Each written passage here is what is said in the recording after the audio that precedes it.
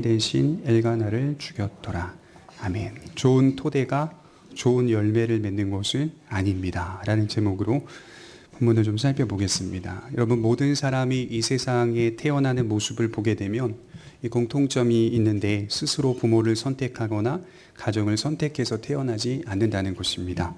태어나 보니 우리 부모님을 만나게 되었고, 태어나 보니 이런 가정의 배경과 형편을 마주하게 되는 것입니다. 제가 종종 어린 시절에 좋은 환경에서 태어난 사람들을 보게 되면 그것이 그렇게 부러울 때가 있었습니다. 이 세상을 살아가는데 매우 유리한 조건에서 시작하는 것 같아서 참 불공평하다라는 생각을 했던 적이 있었습니다. 이것을 신앙과 종합해서 생각해 보게 되면 세상적으로 볼 때도 좋은 환경이지만 신앙적으로 볼 때도 좋은 환경에서 태어나는 사람도 있을 것입니다. 두 부모님이 신실한 신앙을 가지고 계시고 부모님의 직업도 사회 가운데 높은 위치에 놓여 있으며 그 재산 수준도 상당한 재력가인 경우가 분명히 있습니다. 이러한 배경에서 태어난 자녀는 그것을 당연하게 여기기보다 마땅히 하나님의 긍휼이고 은혜라는 사실로 받아들여서 하나님의 교회와 세상을 섬기는데 더 큰 책임 있는 모습으로서 자라가야 한다는 것이 성경의 가르침인 것이죠. 성경은 많이 가진 자가 더 많은 책임이 있다는 사실을 항상 강조하고 있습니다. 자신에게 아무런 목적도 없이 좋은 환경이 주어진 게 아니라 이 모든 환경들은 하나님의 교회와 세상을 섬기는데 소명으로서 사용해야 한다는 것을 날마다 강조하고 있는 것이죠. 문제는 주어진 환경과 좋은 배경들을 바르게 사용하지 못하는 그런 사람도 있다는 것입니다. 제가 전에 읽었던 기사에 보니까 롯데 같은 경우가 재벌 2세 가운데 망나니로 살다가 유명을 달리한 자녀들의 이야기를 보았습니다. 다큐멘터리로 이렇게 찍어서 이렇게 영상을 보게 됐는데요. 그 좋은 배경에서 태어나 일생 동안 방탕하게 살다가 인생을 마감했다는 이야기를 보면서 참 안타깝다라는 생각을 했던 적이 있습니다. 서두에 이런 말씀을 드리는 이유는 오늘 등장하고 있는 남유다의 12번째 왕인 아하스 때문입니다. 그는 하나님 앞에서 일평생 정직하게 살았던 요담의 아들이었습니다. 부족한 부분도 있었지만 요담에 대한 평가는 그래도 일생 동안 하나님을 반역하거나 부인하지 않고 나라를 통치했던 왕으로서 평가를 받고 있습니다. 요담의 시기에 역대하 27장 6절 우리가 지나오면서 보았죠. 유다는 점점 더 강하여졌다, 이렇게 기록을 하고 있어요. 요담의 시기에 유다가 강해진 원인이 뭐냐면 요담이 그의 하나님 여호와 앞에서 바른 길을 걸었으므로 점점 강하여졌더라, 이렇게 기록을 하고 있다는 것이죠. 그리고 요담이 낳은 아들이 바로 오늘 기록된 아하스였습니다. 하지만 우리가 28장을 자세히 읽어보면 이것이 유다의 왕인지 북이스라엘의 악한 왕인지 구분하기 힘들 정도로 타락한 모습을 그리고 있습니다. 그래서인지 성경은 유다의 왕 아하스를 평가할 때 유다의 역사 속에서 비교하며 평가하는 것을 내려놓고 2절에 이스라엘의 왕들의 길로 행하였다라고 하는 평가를 내리고 있다는 것이죠. 북이스라엘의 악한 왕들의 모습을 그대로 닮았던 왕이 유다의 아하스 왕이었습니다. 훌륭한 통치를 펼칠 수 있는 아주 좋은 환경과 토대이었음에도 불구하고 아하스는 적극적으로 악한 길을 선택합니다. 특히 여러분 28장을 자세히 읽어보면 제가 좀 놀란 것이 있는데 그가 하나님에 대하여 매우 적대적인 태도를 보이고 있다는 것입니다. 이렇게까지 적대적인 태도로 반기를 들 수 있는지 참 악하다는 생각을 해보면서 한편 우리의 마음속도 들여다보게 되는 것이죠. 우리가 하나님을 사랑하고 하나님을 반기는 것 같지만 여러분, 우리가 어떤 경우에는 한편에서 하나님을 부인하고 밀어내려고 하는 이 불신앙과 반항심이 있다는 사실을 인정하셔야 됩니다. 단지 믿음이 낙심이 돼서 흔들리는 그런 정도가 아니라 때론 적극적으로 하나님의 말씀에 반기를 들고 그에게 저항하는 우리의 불신앙적인 태도가 있다는 사실을 기억해 볼 필요가 있습니다. 그래서 아하스 왕의 모습 중에 우리를 닮은 성격의 모습을 발견할 수 있어야 되는 것이죠. 그래서 우리는 하나님의 긍휼이 앞서야 하는 존재라는 걸 다시 한번 깨닫게 됩니다. 우리의 노력과 책임도 중요하지만 하나님의 긍휼이 앞서야만 한다는 것을 인정해야 한다는 것이죠. 그렇기 때문에 지혜로운 자는 매사에 하나님의 자비를 구하는 자입니다. 그리고 인정할 줄 아는 자입니다. 우리의 완고함이나 완악함, 그리고 하나님에 대하여 저항하고자 하는 우리의 반발심들이 있다는 것을 인정할 줄 알아야 돼요. 이제 아하스는 어떤 왕인지 구체적으로 좀 살펴보겠습니다. 첫째로 아하스는 적극적인 우상주의자였다라고 기록하고 있어요. 2절에 보시면 이스라엘 왕들의 길로 행하여 바알들의 우상을 부어 만들고 또 흰놈의 아들 골짜기에서 분향하고 여호와께서 이스라엘 자손 앞에서 쫓아내신 이방 사람들의 가증한 일을 본받아 그의 자녀들을 불사르고 또 산당과 작은 산 위와 모든 푸른 나무 아래에서 제사를 드리며 분향하니라. 본장을 자세히 읽고 열왕기하 16장도 자세히 읽어보면 아하스 왕이 유난히 우상에 집착하는 모습을 보인다는 것을 발견하게 되죠. 아하스는 단지 우상을 숭배하는 차원으로 신앙했던 것이 아니라 이 사람은 우상에 집착하고 있는 모습을 보입니다.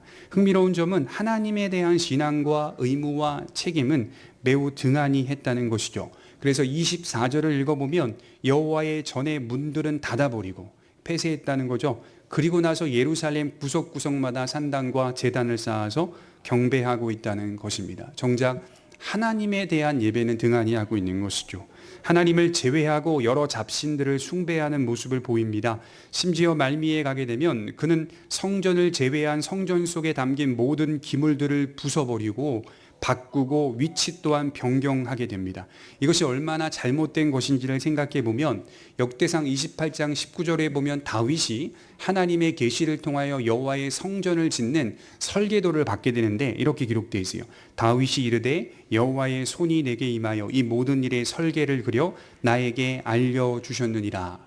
하나님이 다윗에게 예루살렘 성전을 짓도록 설계도를 주셨는데 그 설계도는 건축물을 의미하는 게 아니라요, 건축물을 포함한 그 안에 담겨있는 여러 기물들까지 어떤 기물들을 써야 하는지 하나님이 지정하시고 그 위치까지도 아주 세밀하고 구체적으로 말씀해 주셨다는 것입니다.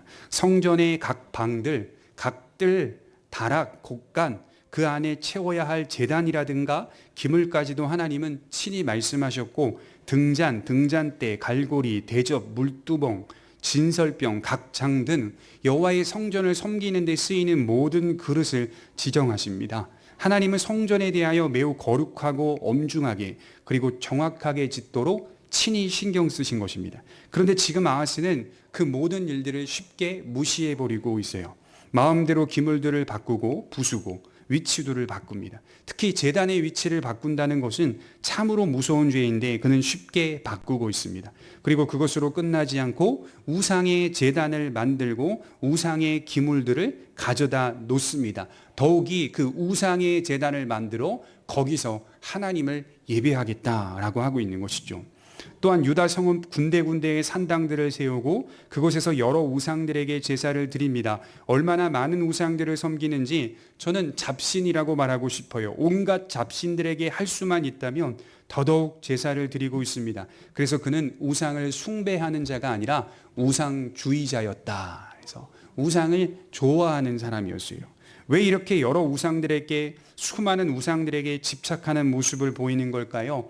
인간의 본성 가운데 있는 종교성 때문에 그러는 걸까요?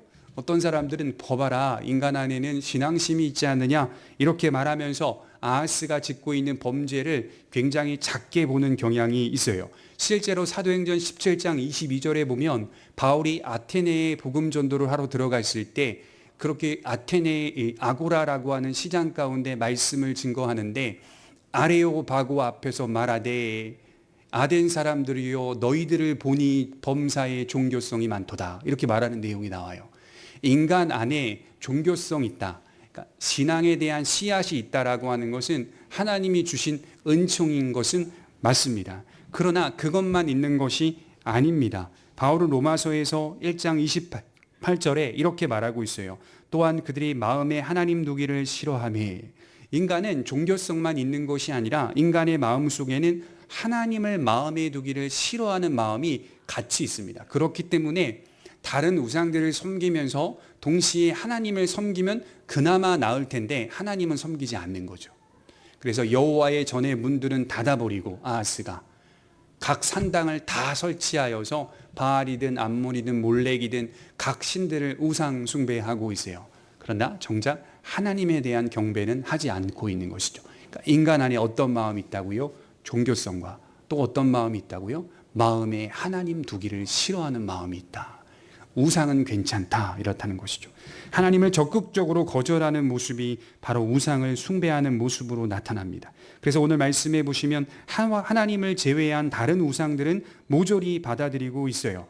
22절에 보시면 이 아하스 왕이 곤고할 때에 더욱 여호와께 범죄하여, 이렇게 기록되어 있죠. 괴로울 때, 이런 뜻이에요. 지금 고통을 당하고 고난을 받고 있을 때 하나님을 향하여 더욱 범죄하는 경향을 띠고 있어요. 이것은 의도적인 것이었습니다. 보통 여러분 고통이나 고난을 만나면요, 사람이 좀 위축되고 수그러들어서 우리 아버지의 신앙을 닮아가지 못했기 때문에 이런 일이 일어난 건 아닐까? 적어도 최소한의 양심은 있어야 할 거라고 생각하는데, 아하스는 그게 아니라 고통을 만나니까 더 범죄하게 되는 거예요. 이게 무슨 말이냐면 하나님을 향하여 더 대적하는 마음이 더 강하게, 노기가 충만해진 상태로 서 있었다, 이렇게 말하는 겁니다. 이건 의도적인 겁니다. 하나님에 대하여 의도를 가지고 대적합니다. 더욱 진노를 쌓는 모습으로 발전해 가는 것입니다. 얼마나 악한지 몰라요. 반면에 우상에 대하여서는 반기고 환영하며 열정적이고 사랑합니다. 왜 그럴까요? 왜 그럴까요? 인간의 영혼이 우리를 창조하신 하나님 안에서 만족을 찾지 못한다면 우리의 영혼은 그 어느 곳으로도 만족하지 못하기 때문입니다. 다시 말해, 요담이 아무리 자녀들에게 하나님의 말씀과 진리 앞에 서도록 잘 가르쳤다 하더라도 그 가르침과 신앙이 아하스 왕의 마음속에 분명하게 믿어지지 않는다면 지금 아하스는 참된 믿음의 사람이 아니었다라고 하는 것을 확인할 수 있는 것이죠. 중요하지 않아요. 그래서 오늘은 이 신을 섬기고 내일은 저 신을 섬깁니다. 인간의 영혼이 만족을 누리지 못하기 때문에 계속해서 유리방황하는 모습을 보이죠. 그래서 아하스의 우상 숭배를 보면 이 신도 한번 섬기고 저 신도 한번 섬기고 또 저 신도 한번 섬기고, 왜 그러는 거죠? 자기가 볼 때 오늘 강하다고 생각하는 신을 가지고 와서 제단을 한번 만들어 보고요, 내일 좀 강하다고 생각하는 신이 또 발견되면 가져와서 만들어 보는 겁니다. 그러니까 아하스 왕에는 하나님에 대한 만족이 없었고, 또 자기의 인생 속에 우상이 자기의 인생에 만족을 줄 수 있다라고 생각했던 것입니다. 여러분, 가장 복되고 유리한 배경을 가진 자임에도 불구하고, 가장 형통한 자리에 놓인 왕임에도 불구하고 그는 하나님을 미워하고 있습니다. 그리고 하나님 안에서 만족하려고 애쓰지도 않습니다. 이렇게 우상을 숭배하되 못해 좋아하며 수많은 잡신들을 환영하는 자의 특징이 하나 있어요. 우상주의자의 특징이 하나 있죠. 인격적인 신앙을 찾아볼 수 없다는 겁니다. 신앙이라고 하는 것이 인격적인 것인데 우상 숭배자들은 인격적인 신앙이 없습니다. 그래서 주변에 우상 숭배하는 사람들 만나보면요, 신에 대한 열정과 헌신은 많은데요, 신과 소통하는 인격성은 없습니다. 잘 보셔야 돼요. 이게 우상 숭배자들에게만 있는 겁니까? 저는 아니라고 봐요. 우리 기독교 신앙 안에서도, 교회 안에서도 하나님에 대한 지식이, 하나님에 대한 신앙이 인격적인 내용이 없는 성도들이 있습니다. 그저 하나님이 어떤 분입니까? 우리의 소원이나 나에게 이익을 가져다 주는 정도의 분으로 이해하고 하나님을 섬기고 있습니다. 그분들의 특징이 뭐라고요? 열정적이고 많은 헌신을 할 수 있는 자라는 거예요. 그러나 그 안에는 인격성은 없다. 결국 잡신들을 숭배하는 이유가 내 소원 때문이었다는 겁니다. 그러니까 승리주의, 이 승리주의의 확한전이 함몰이 되어서 우상 숭배를 하고 있는 거예요. 그러니까 다른 신을 숭배하는 것 같은, 어떻게 보면 다른 사람들을 볼 때 신상에 절하니까 절하는 사람이 좀 겸손해 보이는 것 같죠? 아니라는 거예요. 돌아서, 화살을 돌려서 그 내용을 살펴보면 결국 자기 자신을 경배하는 모양이라는 거죠. 그래서 승리주의에 함몰되어 있다는, 세상적인 승리를 위하여 수많은 신들을 숭배합니다. 지난번 전쟁에서 모압이 이겼다? 그럼 모압의 신을 가져와요. 산당과 제단을 만들고. 암몬이 이겼다? 그러면 암몬의 신을 가져와서 산당과 제단을 만들어요. 아람이 이겼다? 아람의 신을 가져옵니다. 승리주의에 대한 갈망이 있습니다. 이것은 결국 자신이 만들어낸 신들을 통해 자기 자신을 경배하는 꼴이니 위장하고 있을 뿐입니다. 신앙인 척 위장하고 있을 뿐입니다. 그는 한 번도 신앙을 인격적으로 접해본 적이 없습니다. 우리 그리스도인들도 마찬가지라고 생각해요. 저와 여러분들의 신앙이 오늘 말씀을 들으면서 하나님에 대하여 내가 어떻게 생각하시는지를 점검해 보셨으면 좋겠어요.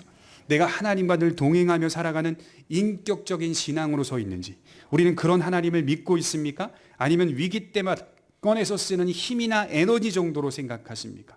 하나님은 부족은 아니시거든요. 우리가 하나님과 인격적인 관계를 하지 않는다면 우리의 믿음도 참된 믿음이라고 말할 수는 없습니다. 극단적으로 보자면 아하스와 크게 다를 바가 없을 수 있습니다.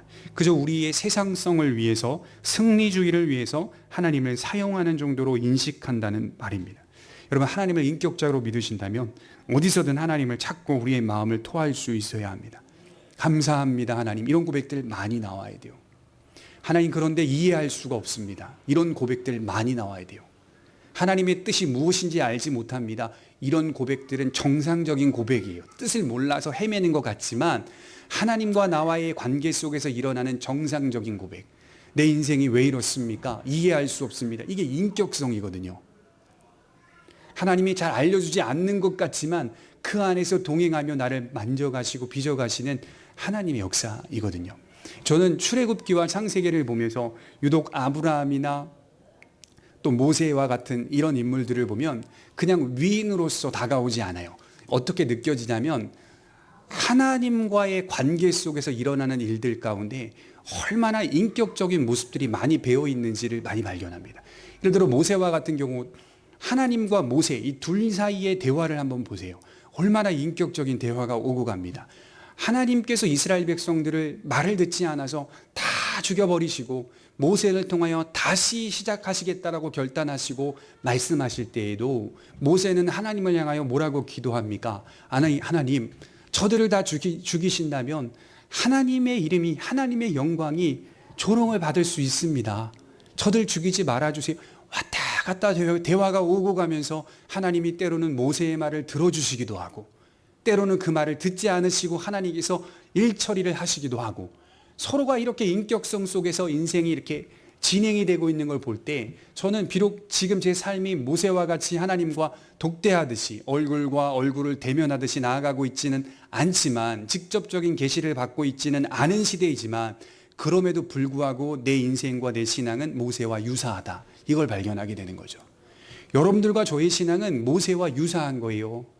때로는 하나님이 우리의 기도를 들어주시기도 하고 때로는 막으시기도 하고 우리 뜻대로 인도하지 않으시기도 하고, 시간이 지나고 나면 그걸 왜 그렇게 인도하셨는지를 이제 좀 믿음으로 고백하게 하고, 그러면서도 여전히 내 인생은 좀 이해가 되지 않을 때가 많고, 그러면서 이해되지 않는 걸 가지고 또 하나님께 열심히 매달리고, 그러면서 세월이 지나가다가 우리가 하나님의 품에 간다라고 할 때에는 그 신앙은 분명히 인격성이 존재하는 신앙이었다라고 말할 수가 있는 것이죠.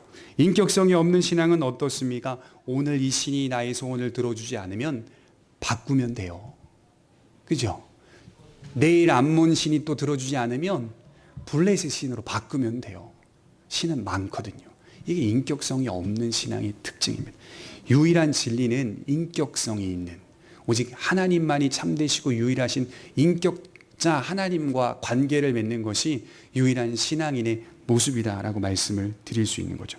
마치 우리 옆에 친밀한 존재가 동행하고 있듯이, 동행하며 갖가지 다양한 대화와 관계의 모습을 나타내고 있듯이 우리의 믿음은 그러한 믿음으로 성숙해 가는 겁니다. 그러니까 여러분들이 신앙생활하면서 하나님을 향하여 온갖 수많은 감정들이 서로 교차할 때가 있을 거예요. 때로는 서운할 때도 있고, 때로는 하나님을 향하여 원망할 때도 있고, 때로는 허무할 때도 있고, 때로는 하나님을 향하여 기댈 때도 있고, 또 얼마나 찬송하고 싶을 때도 있고, 감사하고 싶을 때도, 수많은 감정들이 막 교차하며 오고 가는 거예요. 그것이 바로 여러분 신앙생활을 잘하고 있다는 특징이라고 볼 수가 있습니다. 두 번째로 아하스는 무정한 자였습니다. 우리 3절을 보시면 이렇게 기록되어 있어요. 또 흰놈의 아들 골짜기에서 분향하고 여호와께서 이스라엘 자손 앞에서 쫓아내신 이방 사람들의 가증한 일을 본받아 그의 자녀들을 불사르고. 여러분, 여기 흰놈의 골짜기라는 이 히브리어를 보면 이게 헬라어에서는 게헨나로 기록이 되어 있어요. 게헨나. 이게 이제 지옥을 나타낼 때 쓰이는 단어이긴 하거든요. 예루살렘 남서쪽에 가보면 현재도 존재하는 지명인데요.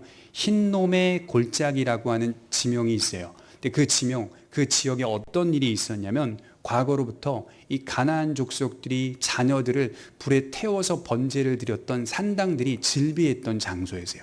그래서 지금도 이스라엘의 성지순례에 가는 사람들은요, 이 가이드가 흰놈의 골짜기를 한번 들어갔다가 나오도록 하겠습니다 라고 하면요, 관광객들이요 안 들어간대요. 과거의 이야기를 한번 들었기 때문에요, 흰놈의 골짜기는 멀리서 먼 발치에서 그냥 사진 한 장 정도 찍고 돌아올 정도로 그게 무섭게 느껴진다고 해요. 이스라엘 백성들이 이제 전통 속에서 이 지역을 이제 나중에 이스라엘 나라가 독립하고 회복하면서 소각장으로 사용하게 되었어요. 쓰레기를 버리는 장소, 또는 이제 부정하게 죽은 사람들을 매장하는 매장지, 이렇게 사용을 하면서 흰놈의 골짜기는 지금도 굉장히 이스라엘 백성들에게는 반감이 생기고 부정적인 의미를 가진 지역이라고 해요. 그런데 헬라어에서는 이 지역이 게헨나로 불리죠. 지옥을 나타낼 때 쓰이는 단어라고 말을 합니다. 여기서 어떤 일이 있었습니까? 예레미야 7장 31절에서 32절에 보면 예레미야 선지자가 강하게 이스라엘을 비판하면서 너희는 자리가 없을 정도로 바쳤도다 이렇게 말하고 있어요. 자녀들을 자리가 없을 정도로 흰놈의 골짜기에서 불에 태워 신에게 바쳤다 이렇게 말을 하고 있어요. 그러니까 어떤 일이 있었습니까? 가만히 생각해 보면 사람들이 줄지어서 아이들을 낳고 오늘 바칠 아이들을 데리고 온다고 생각해 보십시오. 매장지, 묻어줄 장소가 없어서 그 정도로 질비해 있었기 때문에 사람들이 이렇게 그 산당과 제단에서 줄지어 있고요, 거기서는 절규와 울음소리가 끊이지 않았다 이렇게 기록하고 있어요. 그리고 늘 그 자리에서는 뭐가 느껴진다고? 매캐한 냄새가 느껴졌다 이렇게 말을 하더라고요. 사람이 탄다고 생각해 보십시오. 절규와 울음, 그렇게 신을 숭배하고 있는 사람이 이방 족속이 아닌 이스라엘 백성들의 모습이었다. 특별히 여러분 여기 보십시오. 아하스 왕의 자녀들을 이렇게 기록하고 있어요. 단수가 아니라 복수 형태죠. 여러 자녀들을 신에게 바쳤다, 번제했다 이렇게 표현을 하고 있습니다. 하나님으로부터 창조된 인간이 기본적으로 가지고 있는 이 사랑의 감정조차도 없는 사람이 아하스였어요. 하나님의 전을 버리고 각처에 있는 산당을 찾아다니면서 제사를 드리고 힘과 보호를 상징하는 푸른 나무가 눈에 띄기만 하면 거기서도 제단을 쌓아 제사를 드립니다. 그것으로도 만족하지 못하고 자기 아들들을 불에 태워 번제로 드립니다. 자식에 대한 사랑의 감정조차도 없는 사람, 이것이 아하스였습니다. 그러니까 메마른 자, 차가운 자, 냉정한 자, 이런 모습에 대하여 바울은 말하기를 말세에 나타나는 특징이라고 했습니다. 디모데후서 3장 1절에 보면 너는 이것을 알라, 고통하는 때가 이르리니, 자기를 사랑하고 돈을 사랑하고 교만하며 등등 말하다가 이렇게 말하고 있어요. 감사하지 아니하며 거룩하지 아니하며 무정하며. 말세의 특징이 뭐라고요? 무정하며. 여기 무정하다라는 단어는 어떤 뜻입니까? 감정이 없다는 뜻이에요. 감정이 없다. 기본적인 감정조차 없는 상태.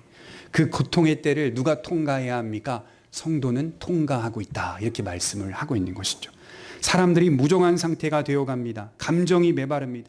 타락한 인간이라 하여도 기본적인 감정이 있죠. 제 자식 사랑하는 정도는 감정이 있습니다. 이조차도 찾아볼 수 없는 상태가 말세예요. 그런데 이것이 말세에만 나타난 것이 아니라 오늘 고대 근동 아하스에게도 나타나고 있다는 거예요. 무정합니다. 기독교 신앙이 내 안에서 잘 자라고 있다는 증거가 뭘까요? 메마른 자가 되지 않게 합니다. 그러니까 여러분, 제가 그래서 하나님 앞에 기도하면서 눈물이 나거나 가슴이 울컥한다거나 할 때는요, 그게 그렇게 기뻐요.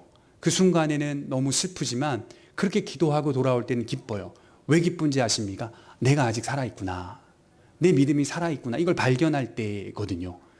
우리가 하나님을 잘 섬기고 있다라고 하는 증거가 사람을 메마르게 만들지 않습니다. 꼭 울어야 합니다, 이런 얘기를 하려고 하는 것이 아니라 우리의 감정이 제자리를 찾게 만들어줘요.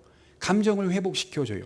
온유한 자가 되게 합니다. 그래서 마태복음 5장에 보면 복 있는 사람의 8가지의 복을 말할 때 다 잘 생각해 보십시오. 감정입니다. 감정이에요. 심령이 가난한 자, 애통한 자, 온유한 자, 의에 줄이고 목마른 자, 화평케 하는 자, 다 감정의 속성 속에 들어와 있는 그 내용입니다. 무정하지 않게 만들어줘요. 온전한 감정을 갖도록 불러일으키고 회복합니다. 그래서 가장 큰 계명이 무엇이더냐? 뭐죠? 이것도 감정이 하나님을 사랑하고 이웃을 사랑하는 것입니다. 이렇게 말하잖아요.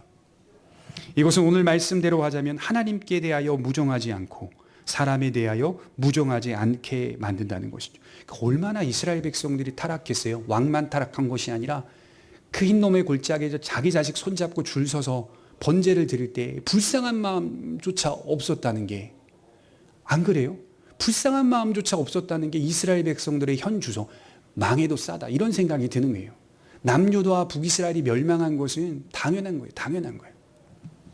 자기의 자녀들을, 한 자녀도 아닌 자녀들 복수 형태로 되어 있으니까 여러 자녀들을, 왕만 그랬겠어요? 백성들 중에서도 여러 자녀들을 다 불살라서 번제를 드렸다면 이것은 정말 타락 중에 더욱 타락한 모습입니다.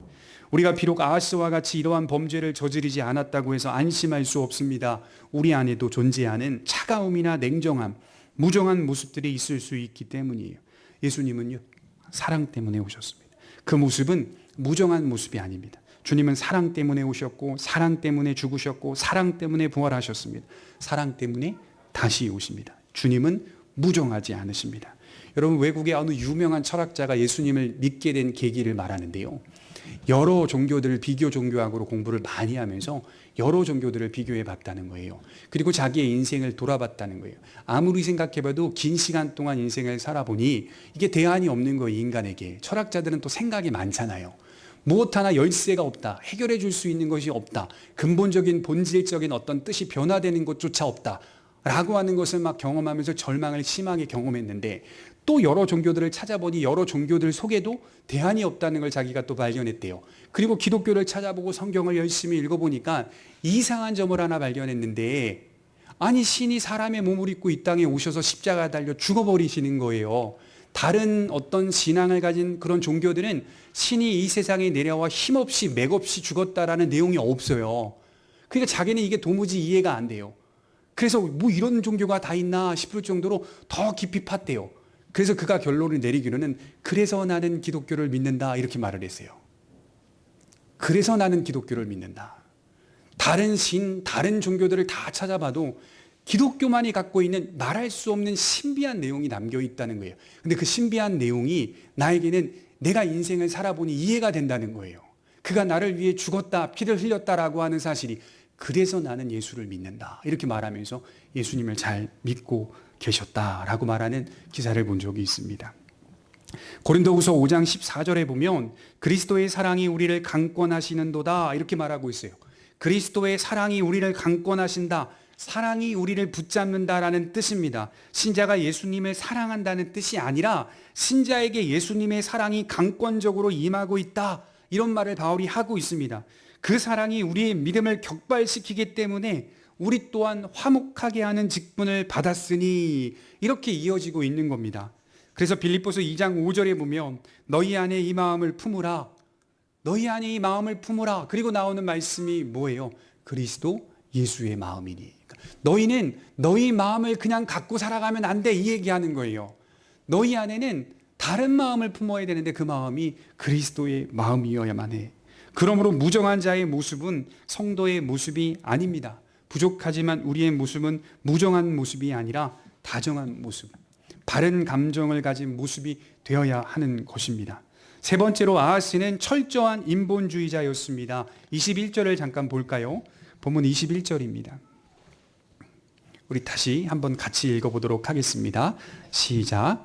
아하스가 여호와의 전과 왕궁과 방백들의 집에서 재물을 가져다가 아수르 왕에게 주었으나 그에게 유익이 없었더라. 아하스는 결국 아수르 제국의 왕 디글랏 빌레셀에게 많은 성전에 보물들과 예물을 갖다 바치기 시작해요. 이유가 뭘까요? 아수르가 유다를 지켜주기를 바랬기 때문입니다. 힘과 보호가 하나님에게서 나오는 게 아니라 디글랏 빌레셀에게서 나온다라고 믿었던 거예요. 여러분, 본장과 열왕기하 16장을 대조해서 읽어보시면 재밌어요.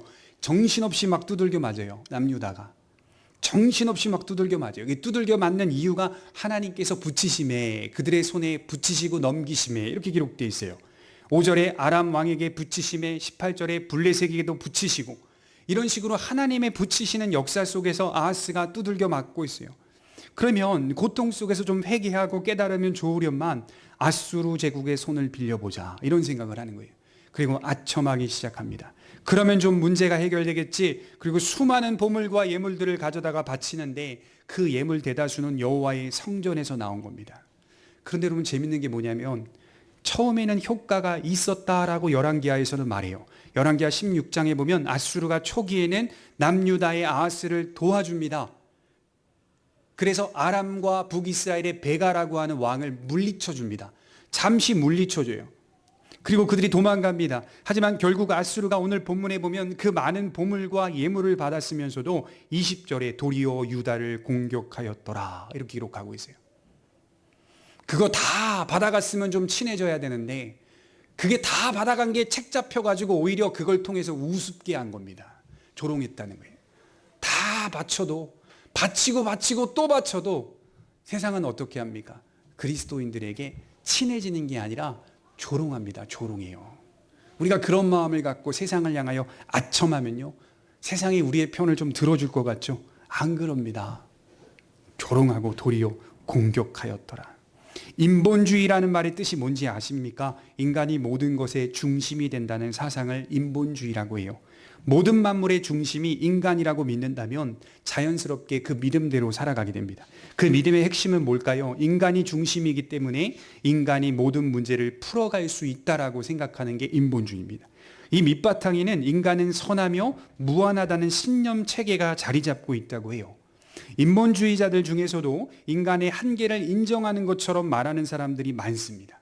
인간은 유한하고 온전하지 못한 존재입니다. 인본주의자들 중에서도 이런 말 합니다. 하지만 그들은 그 고백과 정반대로 살아갑니다. 인간은 한계가 없고 인간은 언제나 유능하고 온전하다라고 말합니다. 정작 그들의 삶을 보면 불완전한 인간을 인정하지 않고 인간은 항상 완전하기 때문에 인간 스스로가 문제를 해결할 수 있다라고 생각합니다. 그래서 그들의 이 밑바탕에는 자연 진화적인 방식 속에 인간이 태어났다라고 보기 때문에요. 늘 인간은 어떻게 해야 된다고요? 진화할 수 있다고 생각을 하는 거예요. 더 나은 존재로. 그래서 풀어낼 수 있다. 인간은 선하고 무한하다라고 하는 것을 삶을 통해 입증하려고 노력합니다. 성경은 뭐라고 말합니까? 인간은 자율적인 존재가 아니다. 인간은 자기 자신의 운명을 충분히 다스릴 수 있는 존재가 아니다라고 성경은 말씀하고 있어요. 그런데 아이러니하게도 인본주의자들은 그렇게 인간을 드높이면서도 진화를 통해 인간이 거듭되었다라고 말하니 저는 이게 굉장히 큰 모순이라고 생각합니다. 인간이 만물의 중심이라고 말하면서도 인간을 비인간화한다는 특징을 보인다는 거죠. 가장 큰 문제가 무엇일까요? 인본주의자들은 하나님을 언제나 배제한다는 특징을 가집니다. 만물 가운데 하나님의 존재가 없기 때문에 결국 누구만 남습니까? 인간만 남게 되는 거예요. 그래서 철학 공부해 보면 굉장히 재밌습니다. 철학이 굉장히 머리도 아프고. 그렇지만 문제가 뭐냐? 나중에 맞닥뜨린 게 뭐냐? 인간만 남는 게 철학이에요. 인간만. 인간 안에서만 교류하고 있는 게 철학이에요. 하나님의 자리를 내어주질 않아요. 그래서 기독교 철학자들은 철학을 하면서 하나님의 자리를 인식하며 철학을 합니다. 그러니까 굉장히 완전하죠. 그래서 이해가 더욱 분명하게 이해할 수가 있죠.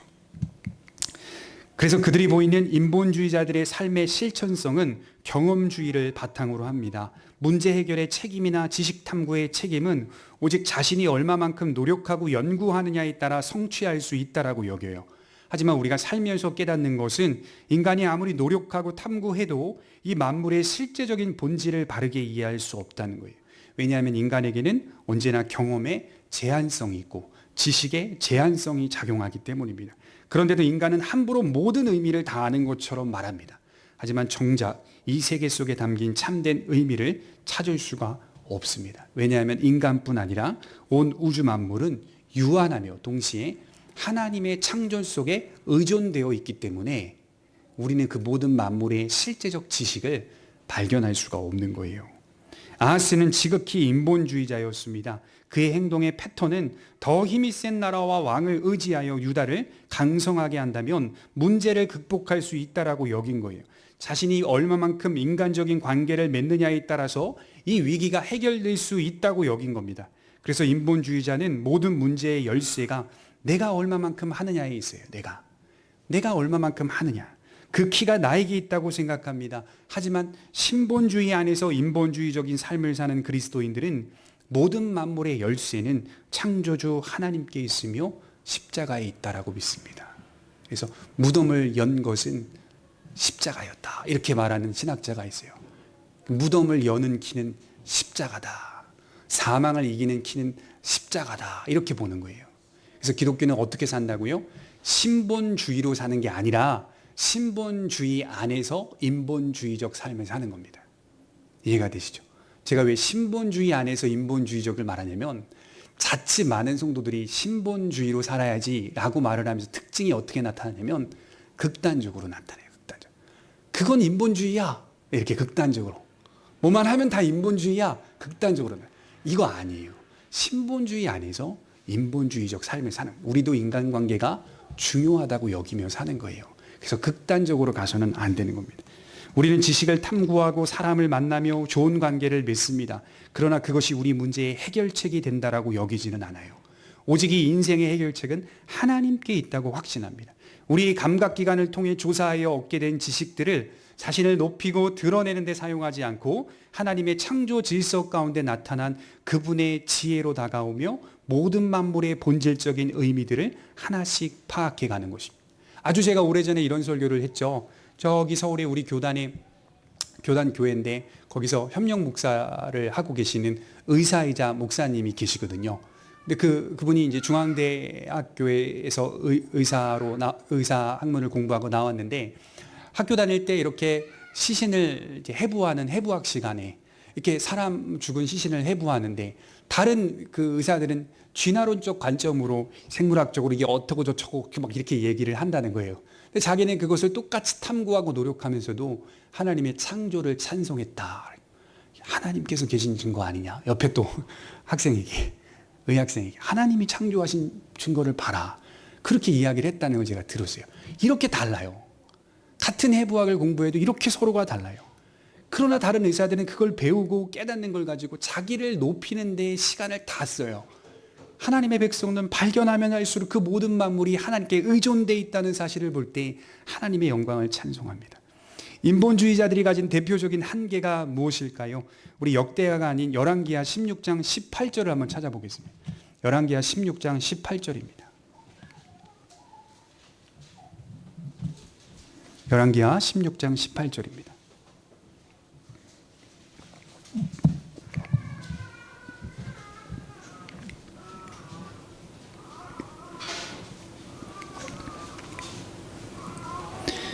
열왕기하 16장 18절 같이 한번 읽어보도록 하겠습니다. 시작.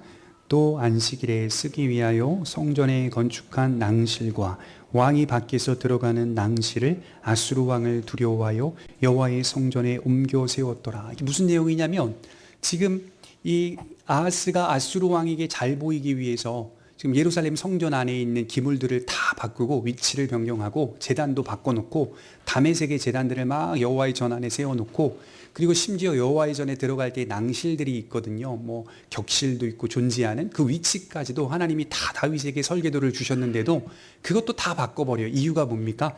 아수르 왕을 두려워하여, 이렇게 기록하고 있어요. 인본주의자들이 가진 대표적인 한계가 뭔지 아십니까? 사람에 대한 두려움입니다. 인본주의자들은요, 애초부터 하나님의 자리를 인정하지 않고 있기 때문에 누구를 가장 두려워할까요? 사람을 두려워합니다. 자기보다 강한 자, 자기보다 부한 자를 두려워합니다. 그리하여 사람을 두려워하는 자로 살아갑니다. 내 인생의 힘과 보호는 사람에게 달려있다는 사고를 항상 갖고 있습니다. 그래서 예수님은 이렇게 말씀하셨어요. 마태복음 10장 28절에 몸은 죽여도 영혼은 능히 죽이지 못하는 자들을 두려워하지 말고 오직 몸과 영혼을 능히 지옥에 멸할 수 있는 자를 두려워하라. 그 다음 말씀이 뭔지 아십니까? 얼마나 사랑스러운 따뜻한 말씀인데요. 참새 2마리가 한 아사리온에 팔리지 않느냐. 그러나 너희 아버지께서 허락하지 아니하시면 그 하나도 땅에 떨어지지 아니하리라. 너희는 이보다 더 귀하지 않느냐. 그 배경 속에서 이 말씀이 나오는 거예요. 이 말씀을 가만히 들여다 보니까요, 이 세상 권세자들은 인간의 몸을 죽일 수 있습니다. 인정하셔야 돼요. 우리에게 채찍질을 가할 수 있고 우리의 육신을 죽일 수 있어요. 정말로 우리가 경험합니다. 강한 자의 능력을 경험합니다. 세상적으로 강한 자, 부한 자가 휘두를 수 있는 능력은 정말 많은 것 같아요. 겉으로 볼 때. 그래서 사람들은 머리를 조아리고 아첨합니다. 열왕기하 16장에 보면 아하스만 그랬던 것이 아니더라고요. 아하스가 다메섹에 갔을 때에 아수르의 제단을 보고 이거 굉장한데? 이거 굉장히 능력 있는 것 같아. 설계도를 막 그려가지고 자기가 예루살렘에 도착하기 전에 먼저 그 설계도를 사신을 보내서 보내요. 그때 유다를 다스리고 있던 제사장이 우리야라고 하는 제사장이었는데 그 제단을 보고 그대로 또 만들어요. 이 제사장이, 여호와의 제사장이 똑같이 아하스처럼 우리야라고 하는 여호와의 제사장이 아하스에게 아첨하고 있는 장면을 기록하고 있어요. 그러니까 여러분, 제사장도 소용이 없는 거예요. 제사장도 인간을 두려워하기 시작하면 목사도 소용이 없는 거예요. 누군가 내 인생을 책임져 줄 거라 생각하면요, 혹 해가지고 그거 매달고 붙잡, 목사나 성도나 똑같은 위치에 놓여 있는 거예요. 우리가 다 인본주의자가 되면 이런 인생의 길로 살아가게 되는 거예요. 성경은 분명하게 말합니다. 인본주의자들의 특징은 사람만을 두려워한다.